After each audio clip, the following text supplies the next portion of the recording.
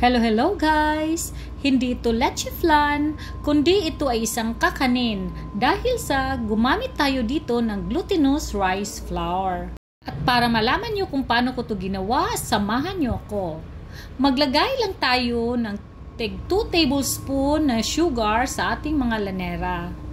Tapos ipakaramelize natin to guys. Pag medyo nagbra-brown na siya, lagyan natin ng half tablespoon na water. Tapos set aside. Sa bowl, maglagay ng 1 cup na coconut milk or gata. 180 ml na evaporated milk. 2/3 cup na condensed milk.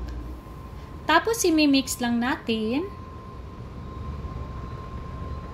Maglagay ng konting asin.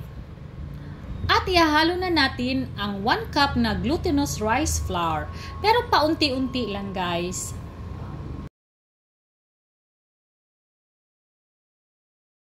Pagkatapos nating mahalo lahat ang flour, meron pa din siyang matitira na mga buo-buo guys.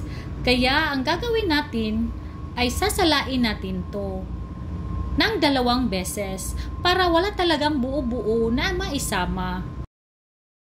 At maging smooth ang texture ng ating kakanin.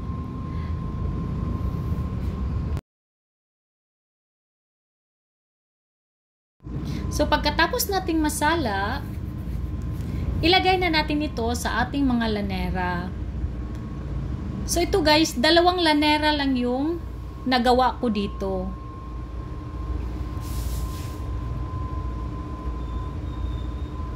So, pagkatapos, lagyan natin ng aluminum foil para pag steam natin mamaya, hindi siya matuluan ng tubig.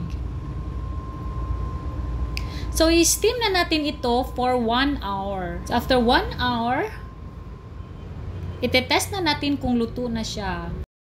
So, okay na siya, luto na. Palalamigin lang muna natin. So, pag malamig na, tikiman time. Kung mahilig kayo sa kakanin at leche flan, ito yung recipe na swak sa inyo. Dahil sa masarap siya at hindi nakakaumay. So, itry nyo na guys. That's it. Bye!